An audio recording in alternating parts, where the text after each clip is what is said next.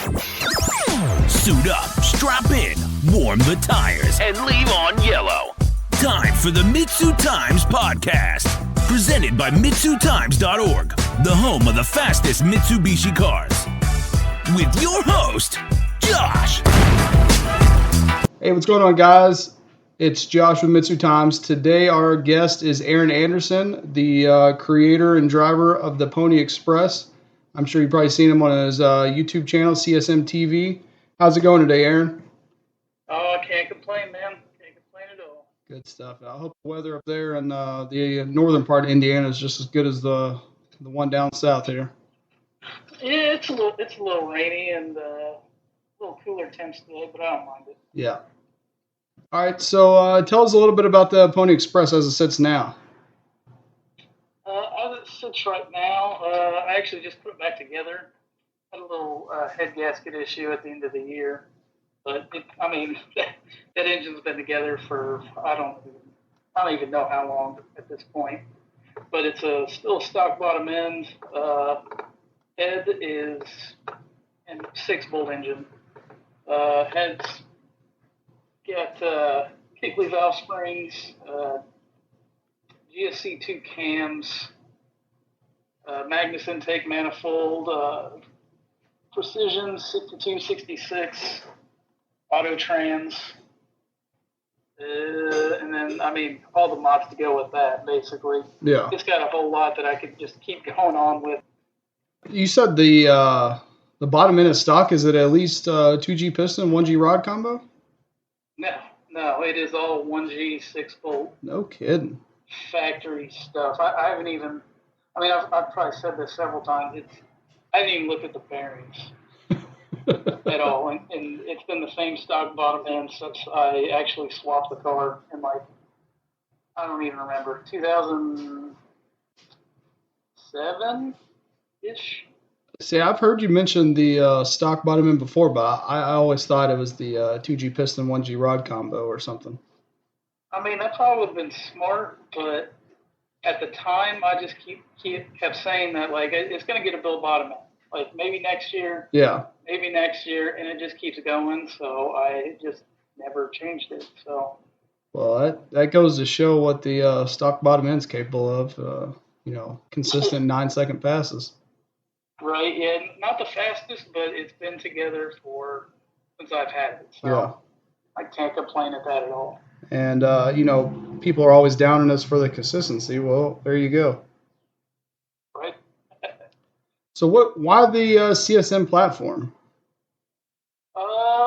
Really? It just kind of fell into my lap. I wasn't really too into Colts, I guess you'd say, when I first got it. Yeah. At the time, I still had my first car, which was a 2G. And I had a buddy that had bought the car. He planned on swapping it, and he was talking about doing all this all-wheel drive swap and hub swaps and all this other stuff. And I was just like, that sounds cool, actually, like an all-wheel drive hatch with a 4G. That sounds awesome. And yeah. My buddy that bought the car ended up selling it, or he was going to sell it to another friend, my buddy Matt, that actually he started building his Colt a few years ago. And he ended up not getting it, and then somehow I ended up with it. I think I still had the 2G at the time, and I wanted to go faster with it, but it was my daily. And I was like, I was on a budget, and I'm like, how can I go faster for cheap? Right. My buddy's asking $500 for the Colt. It was running and driving at the time, and I kind of needed a running car anyways. I picked that up, and I had another buddy that had a 1G parts car that was wrecked. He wanted $500 for that, and it was a front-wheel drive manual. So I needed all the drivetrain parts out of that, and it almost made sense, like $1,000, and I can get into this car and hopefully slap it together and go a bit quicker than my 2G had gone. So what was the car like when you bought it? It was completely factory, actually. Wow. It was nice faded red that they all are, red cars. Completely factory 1.5 liter, untouched, just rusty O'Connell box turd. It was an auto from the factory or no? No, it was a manual. Okay. It was a manual. And when I first swapped it, it was a manual car. So Okay. What was your original goals with the car? Just put the 4G in and see how it went from there. yeah, original goals. I mean, set the bar pretty low, which is probably a good thing. I wanted to run. I think at the time I was in low 13s with my 2G. It was a 2G auto. Mm-hmm. And I think it was 13.3s was the best time out of it. And I was like, well, if I can get this car, it should be, 1,000 pounds lighter, so I should be able to go a 12.30. Not knowing a whole lot at the time, but I mean, I eventually got there. It took a little bit of time, but I really just wanted a 12.30 pass, and then maybe eventually all-wheel drive swap it, and that was really the only goals at the time. So what different setups have you had in it other than the one that you had now? When you first put it in, when you first put the 46er in, was it a 14B or something? It was actually a 16G. I had pulled some of the parts off my 2G. Okay. That I had I'm pretty sure it was all stock engine at the time, stock intake manifold, 16G turbo, DSM link, basic setup, and it's been through several setups, and that was front wheel drive manual. So after the front wheel drive manual, we all wheel drive swapped it. And then while I was all-wheel drive swapping it, I got a used 50 trim off my buddy Matt. He just pulled off his Evo. So I did that for a little while.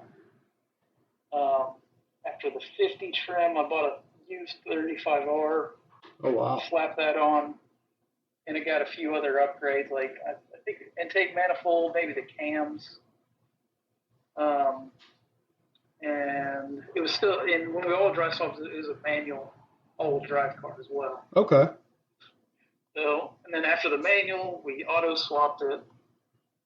And then after the auto, we replaced a 35R with the 62, 66, and then a bunch of other upgrades with that too. Why did you end up Motec on it, stuff like that? Why did you end up swapping to the auto eventually? The auto. Well, once I put the 35R on, I started breaking drivetrain parts. Yeah. Which a lot of that was kind of self-inflicted. The engine mounts that I had in the car weren't the best because you have to fab. When you do an all-wheel drive swap, you have to fab the front and rear roll stops. Okay. And they weren't too solid in the car, so I think I broke a couple T cases, a lot of drive shaft parts, and some other things. And it was like, okay, well, we need to fix the mounts. That has to happen. So we got to fab up more. I kept talking. Eventually, I want to auto swap it. So if we're gonna redo all the engine mounts, might as well just go ahead and start with the auto swap. So that's basically how that started to come about. Okay. And it's it's a 2G auto trans? Yeah, 2G auto trans. Okay. Which I don't know if I'd recommend in the CSM. They take a lot of cutting to get the fit. I haven't done a 1G one to see, but I know looking at like Warren's setup on his car, it looks like it fits a little bit better. You get a little bit more turning out of it because it sticks out quite a bit past the passenger side frame. Oh wow! But you can get it all to work with enough cutting and fabbing, to say. So when did you break into the 10s with this car, and what setup did you have in it then? The 10s, that was, I had to look this up too, because I had the car since 2007. Yeah. So, broke into the 10s in 2015. Okay. Like I said, that was with the 35R DSM link. Still same stock bottom end. The GSC2 cams, I think a sheet metal Magnus intake. And that was with the manual trans as well. So that was when I was breaking drivetrain parts. So okay. It was a bit of a struggle at the time to try to get everything put together in a pass to go. It had been, I think, 11.1 or 11.0 a couple times, and a couple times I went out and broke, right off the trailer first pass. Like, go fix it and try again, and it actually all came together at the shootout in 2015 and ended up going like a 1060 for my first 10-second pass. So wow. I knew I just had to put together a pass, and I knew it was going to go well. Go figure it happens at the shootout. Right, yeah, for sure. Stickiest track around, too, so I was definitely worried about it. I think the pass after that ended up grenading the transfer case. So, there's that. Ups and downs. That's what life's about. Oh, yeah. Yep. So what about when it broke into the 9s? What was the setup then? The setup, that would have been, I had to look it all up. This was 2020, so not that long ago. Yeah. This is with the auto setup, so we had the Trans M.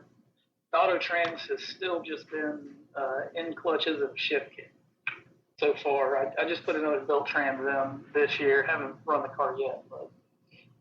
So auto Trans, a Magnus cast intake, 62, 66, still on deassembling. A forced 4-box running the transmission. That was 62, 66. That was in Marion County, and they had actually a 10.0 index, and it was basically the perfect time. Well, it can run a 10.0, then it can run a 9. Right. I know I tried the year before to try to get into the 9s, because that was definitely one of those goals. But that was on the kind of jumping around, I feel like. But that was on the 35R, and that thing had been beat to shit. It was worn out, and tried to turn it up. I think I got a 1020 out of it, and it just would not push anymore. And I didn't really want to push it that hard. Yeah. I'd rather keep it in one piece and definitely push it to its breaking point. But to get in the 9s, we're in Marion County running the 10.0 index. They had the races. They had it wasn't the shootout makeup race. He had his first, Kevin down there in Marion County had his first, what did he call it?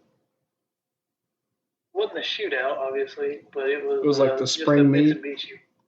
Yeah, it was a spring meet, but I think it was pretty close together from where the shootout was. I think, if I remember right. So we went down there the first time.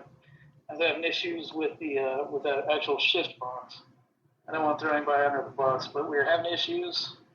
I was racing with my buddy that also had an auto, threw his shift box in, and got, I think on the last elimination pass, I ended up with a 1030. Got beat out. I'm like, well, I mean, that was pretty good riff, so maybe next time out we can get it. So we come back to the shootout makeup race, because the shootout got canceled that year. And once again, running a 10.0 index. And we were there. I'm like, I'm not leaving until I run a 9. I was getting frustrated. We were there for Saturday, Sunday race, and Saturday night, I think I had made 20 passes. Oh, man. Once again, having issues with the shift box. I don't know what was going on, or if it was the wiring in the car that was having issues, but it was that I think I ran like several like 10.0, 10.05, 10.09. Kept trying to turn up the boost, but it was not having it. It was just it was having shifting issues. It would shift early at like 5,500 or 5,000. Oh. It was kind of being a pain in the ass. So when I ran the 9, it actually, I think I left it second gear. Usually in the auto setup, stage in second and then shift down to first when you want to leave the light. And I don't know if it was me or the shift box, which I think I had my buddy's shift box in at this point, because we traded again at this race. And I wish I had a video. I can't find a video of the in-car, but I left in second and did its weird shifting thing and somehow clicked off like a 995. Oh, wow. Like that. So I used second and third gear only on that pass. So I bet you got to the ticket booth like, man, I bet that pass was not feeling too good. right, yeah, I was at that point because I tried so many times. I was not very happy, and I got to the ticket booth and I looked at it and it was just like almost. It sounds so weird. I wasn't really happy at the point. Like it was kind of a relief. So I'm like, okay, I'm ready to be done with this for this weekend. Right. And like finally did it, and I was like, that's cool, but like it shouldn't have been that hard. At the same point, like it was such a battle to just even do that, and I was like, I don't know, almost a little upset that it should have happened, but at least it happened. Looking back. This episode of the MitsuTimes podcast is brought to you by Exigent Solutions. Exigent Solutions provides custom tools, parts, and accessories for the motorsports industry. Based in Cincinnati, Ohio, their services include CNC machining, mechanical design, rapid prototyping, and engine assembly. They are best known for their record-setting 4B11 builds.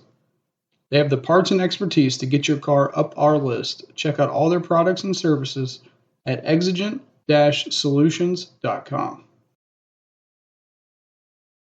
Could you talk us a little bit about the CSM all-wheel drive swap and the 4G63 swap? It's a little bit more involved than some cars. Can you tell us what it takes to make a CSM all-wheel drive with the 4G63? Yeah, that's no problem. So basically, these engines came like in the '89, the turbo ones. They come with a 1.6 liter that looks exactly like the 4G63. So the engine mounts, if you just do a front-wheel drive, everything bolts in. Engine mount bolts in. Here's the factory harness with an adapter harness.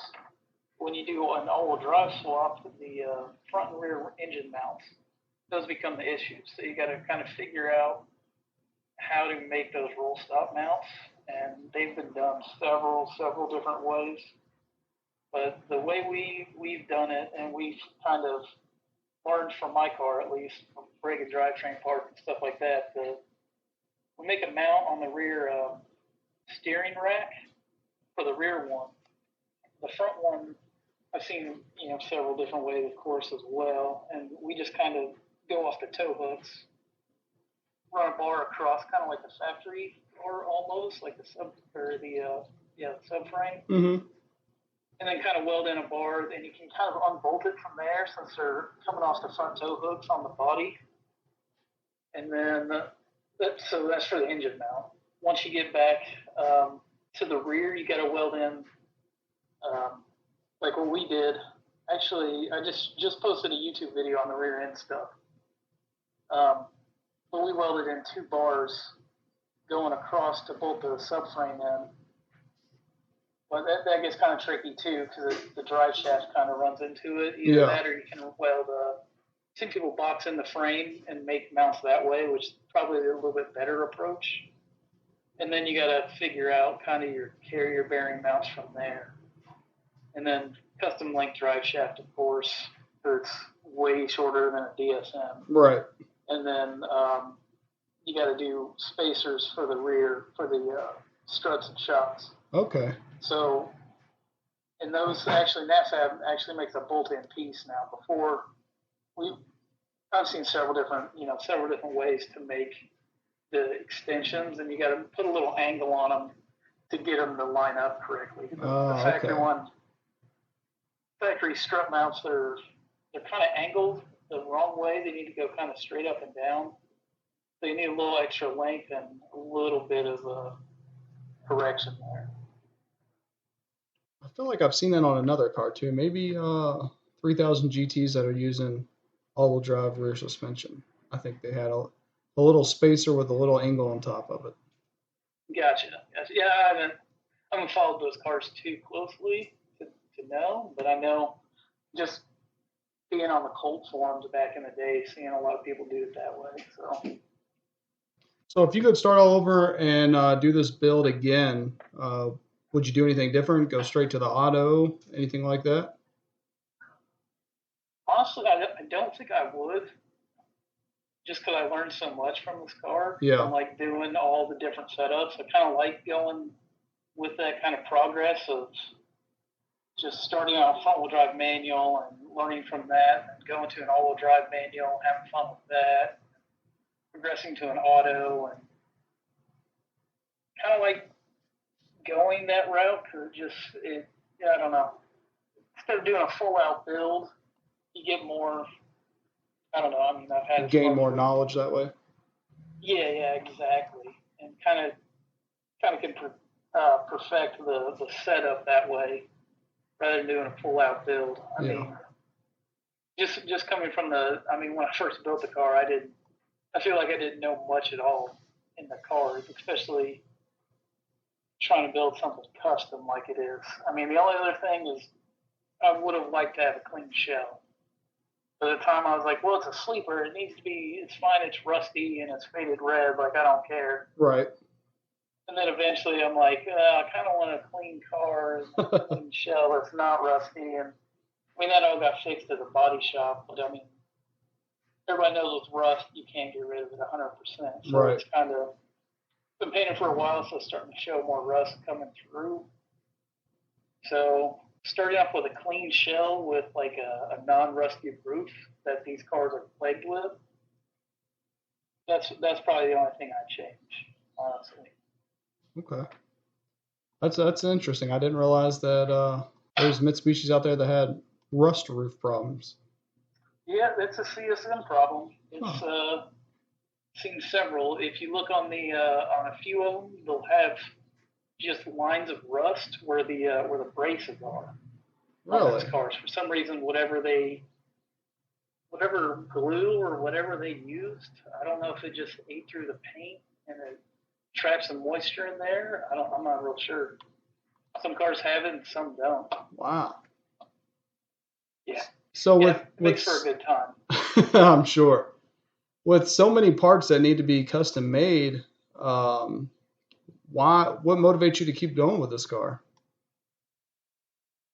I mean, really, basically just the history of it. I mean, I keep setting more goals for it, so it keeps me kind of motivated.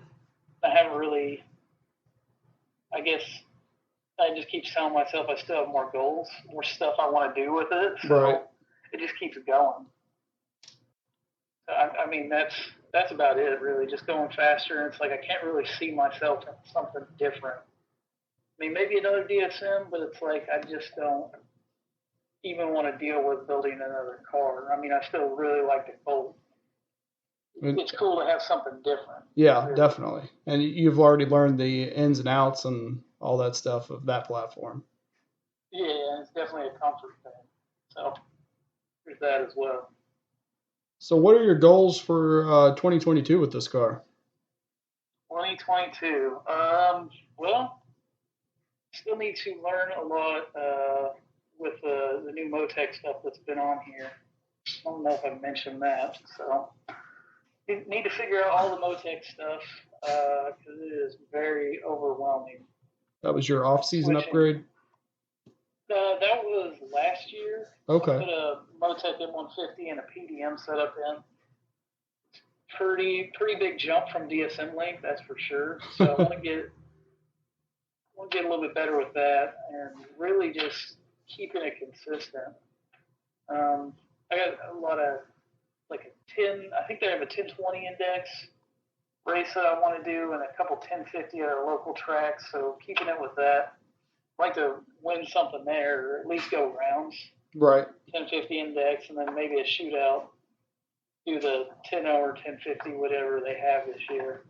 Go rounds on that. Go more than 2 rounds, because I can't seem to get out of the 2-round thing, a shootout. So. Are you just gonna turn the boost down to get up to the 1020 or 1050? Yeah, I mean that's basically what we've done. Last year we went out with the first track day was shootout. Seems to be an ongoing theme with this car. It was that shootout last year, so I was in the 1050 index again, and it was going actually pretty good because that was the first time out with the Motec setup. Which me and Matt, my buddy that helps him with the car, we were both learning it. So yeah, so we just turned the boost down. We kind of just set a I don't remember if we set it that time. We have a keypad set up that we can set different boost levels at. Okay. So we're just kind of taking shots on the launch RPM and the boost settings on where, like how fast it should go. But yeah. Just kind of see where it adds up. Yeah, and it's about, I mean, I've had so many passes with this car that we kind of can get it. I think I never went full out because I know first round, I ended up lifting to make sure I didn't break out. It was like a 1060 pass or 1070. And just looking at the flip, it was about maybe could have been a 1030 or so, and that was about 32 PSI. So could have probably turned it down a little, but never really. I ended up messing up the next round, so didn't get a pass in, and then I had head gasket issues the rest of the year. But kind of know the boost levels of where it needs to be to dial it back to where we want it to run. So do you have any long-term power or quarter-mile goals? I mean, you're already into the 9s, so, there's only 2 CSMs and the 7s. You want to get into the 8s? Yeah, it's basically long-term goal would be like an 850 or so. Okay. I need to get a new cage put in the car. It's got a 6-point that's been in there since I swapped it. It's a mild steel 6-point and needs to get to a 10-point. So that's why I'm not like too adamant on going that much faster for this setup. Yeah. At the moment, kind of sticking with a 10.0. I don't like to really break cert. I mean, it's already a 10 can, so going super fast in it, I'd rather have more cage work done first. But eventually, that's kind of what I'm been gearing up to do, is maybe get to the mid-8s with it. What I really like to do. Okay. At some point. So, got a build engine getting built, waiting on rods right now, but I got one coming for the car. So just got to wait on the parts, basically. I don't know. We'll see. Yeah. I mean, really, I'd be happy with an 8-second pass. Mid-8 would be really cool. I think I've seen somebody in the mid-8s with a 62, 66. I think I've seen a couple people. So I think it's maybe possible, but I don't know. We'll see with this car. So we talked about you having a 2G before, and then obviously you have this CSM now, and your Galant VR4. Is there any other Mitsubishis that you've had? Yeah, I've had a few, not including parts cars. So I started out with a 2G front-wheel drive auto, which is my first cool car, at least I could say. Not my first car, but what introduced me into Mitsubishis. And then I think I bought the Colt a few years after that, and in between building or swapping the Colt for the first time, I ended up with another 2G Talon. Swapped all the parts from my Eclipse over to that car because that car was having problems, and it was an all-wheel drive manual car. I was like, well, that'd be a fun little daily. I'll swap everything to that. So 2GA Talon. Sold that. Got a original turbo Colt a few years after that, which was all stock except for I had a blown turbo. Put a 14B on that one. What else was there? And then I bought I think after that, Mitsubishi-wise, was my Mirage that I daily, 5th Gen Mirage. And that's all stock. Also daily a 5th Gen Mirage. Yeah, that's right. So, I mean, it's a fun daily. It's one of the LS cars, so it's a 1.8 manual. Which I guess I had a DE before that, the 1.5 auto car. Yeah. Bought that one and ended up buying it when it was raining out, and some guy had did a terrible paint job on it. couldn't really tell in the rain, and I got it, and I was like, it looked like an orange, a big blue orange, Wow. basically. It Got was the so Matco orange, paint really. job. Oh, it was so bad. And I tried to drive it for a couple months, and I'm like, dude, this 1.5 auto is not working. It is, like, even for a daily, like, this is just too slow. Yeah. I can't deal with it. Ended up finding the Mirage I have now that I've had for several years with a 1.8 and a manual, and it was 9-day difference. Yeah, I have the 1.5 manual, and it is terribly slow. I'm guessing the manual is a little bit better than the auto, but, like, yeah, the 1.5 is kind of painful. That, and then I have the Columbia R4 I picked up a few years ago. So. Yeah, I love that thing. That's definitely on my bucket list of cars to collect. Right. In that car, that's a funny story on that one. Just like almost like the Colt, it just kind of. I wasn't looking for a Galant. Wasn't looking for any other cars. It just kind of popped up that was local to me, and it was pretty much rust free, and it was a really good deal, and it was the right color. They couldn't go wrong with Kingston Gray. Like that was the ultimate color for a Galant for me, and I was like, I can't pass it up. So, and I ended up with that. Yeah, I would have done the same. Right. Yeah, I couldn't. I talked to all my friends, and I was like, I'm trying to save for a house. Like, I need to think about buying a house instead of like buying this car. Like, why would I? Like, this seems like a dumb idea. What do you think I should do? And everybody said, go buy that Galant. I was like, you guys are terrible friends, but okay. Yeah, it needs to be responsible. Sounds good. I sent my dad. There's a Mighty Max for sale, not too far from here in Memphis, Indiana. I sent my dad the link to it, and I was expecting to, say same thing my wife does. We don't need no more cars. I end up having to buy a shop, so I keep all my cars there. And my dad's like, "Yeah, you want to take my truck or you want to take yours?" No one's stopping you from making bad decisions. That's awesome. That's another thing. I'd love to ever get to where I don't want to race the Colt anymore. A Mighty Max would be some crazy rear-wheel drive build I'd like to do. Yeah, I built one a long time ago, back in the late 2000s, with a 4G63 and just a 16G. It was a lot of fun, but it was not a good drag truck. I just could not get it to hook up. I'd spin through all the gears. But right. It was a lot of fun. Yeah, I'd probably do some ridiculous, 4-link type setup and full-on drag car, maybe. I don't know. Yeah, that's definitely what they need. The rear end and those the factory rear end and the Mighty Max is not so great. Right. That's what I've heard. When do you think there's going to be a new number one on that CSM list? I mean, there's only one American in the top 5. Man, on that list, I was looking at the other night and trying to even see who's even close. Seems like there's a few guys I know that are gunning for it that are not on the list because their cars aren't done yet. I mean, a new number one, I'd like to say it's my buddy Matt that's coming up with the Project Zero roll. Billet Block, right? Yeah. Yeah. Billet Block. I was making sure I was thinking of the right car.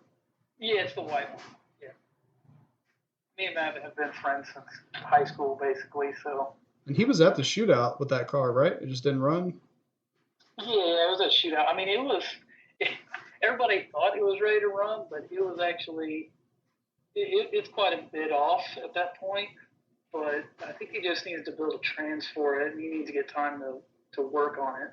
Then obviously, shake it down and do all that. I like to say, I mean, I got to go with my homie on that one for the new number one spot. But there's another couple builds. There's that gray one.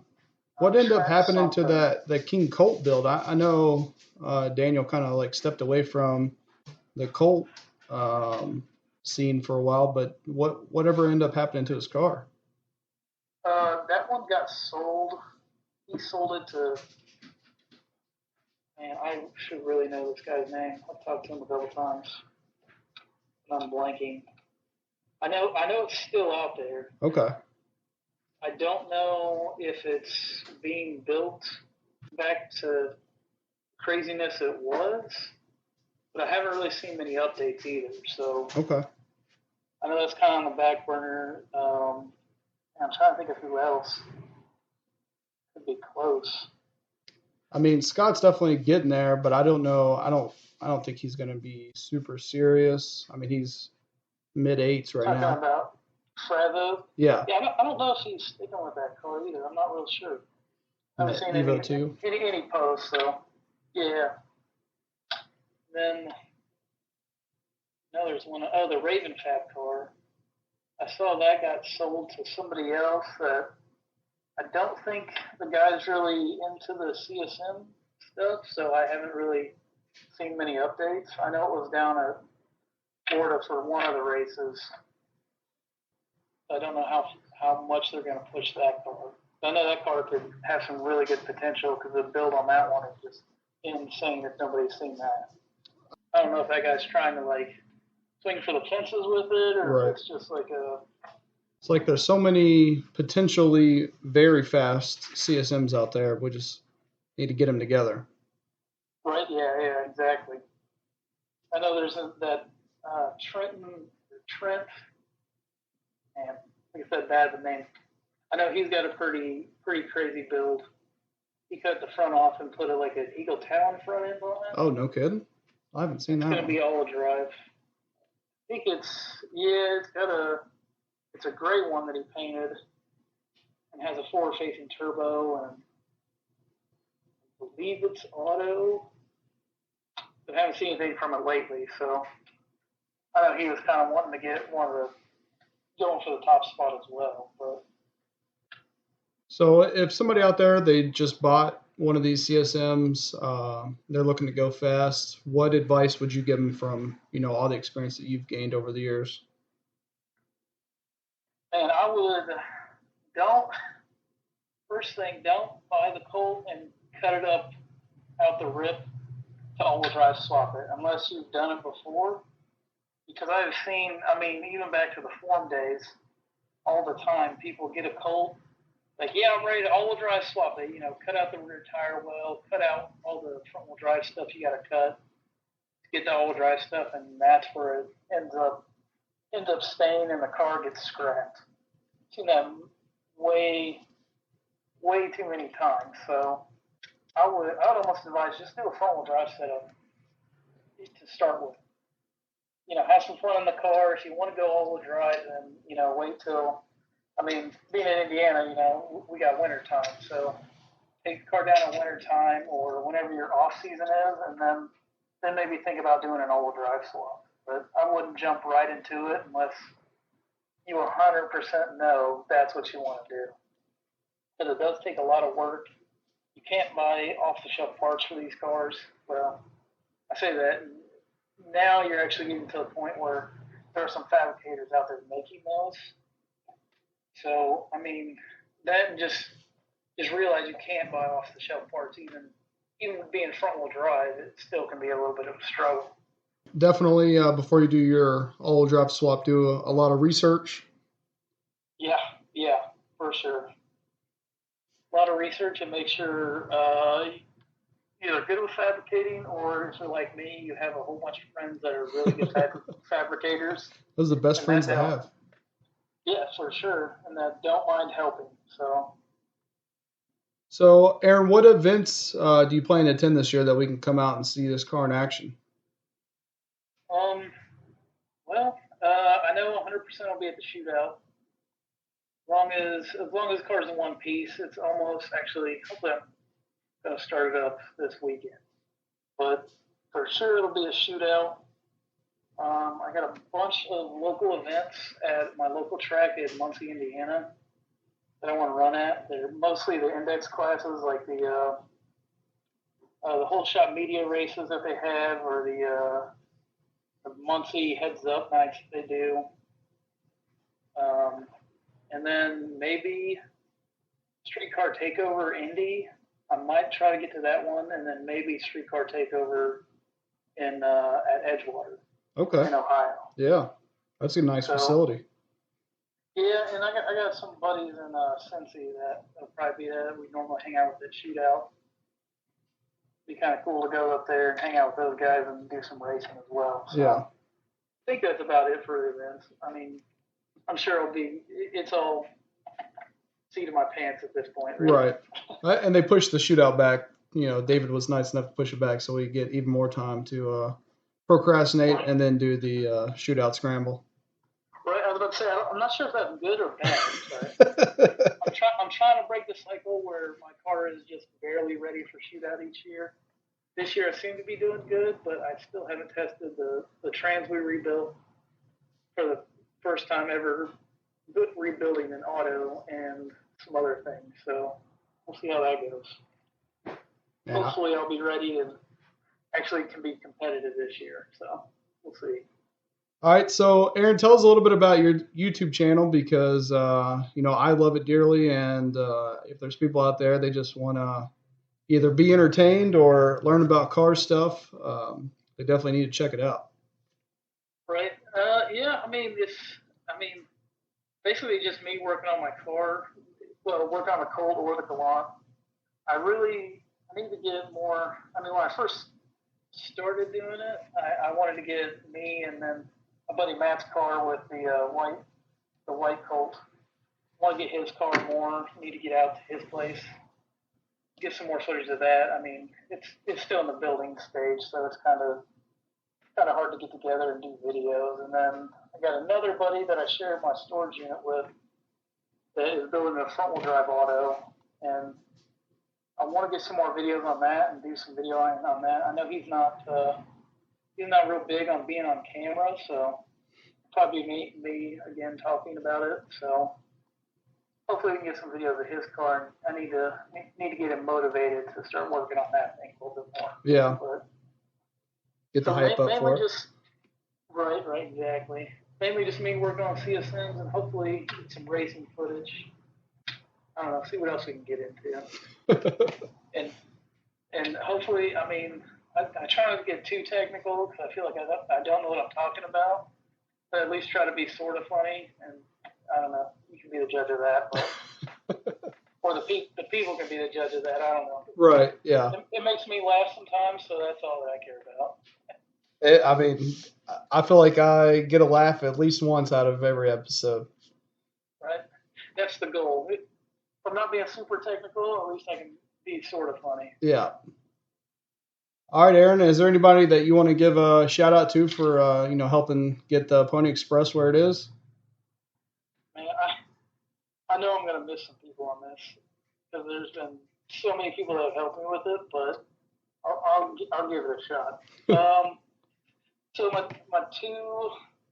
two guys that mainly help me with my car, Matt Wheatley and little Matt, those guys are always, the past few years, I mean, well, Matt's been there actually both of them have been there really since kind of day one. But since I've been racing more, they're at every track day, every time I go to the dyno, anytime I need help, those two guys are with me. Those two guys for sure. Damon Elf at Demon Motorsports, he hooked me up with all of my Motec stuff, all the Motec goodies, and they're local racers we've known forever, so they helped me out quite a bit with that. Joe Newby, he's done some stuff on the car in the past, so it's, like I said, the car's been around so long and had so many different friends and different people that kind of give me a hand with it. And then all the Cincy guys, Tim Nolan, Sean Warning, Tim Mundy, all those other dudes that have been there that have helped out, either building stuff for the car or just helping me at shootout or whatever. So I think that'll cover most of it. You'll think of more right as soon as it's over? Exactly. That's usually how it goes, right? Yeah. That's what people always tell me. Man, I missed such and such. Right, and if I miss somebody and they're listening, I'm sorry.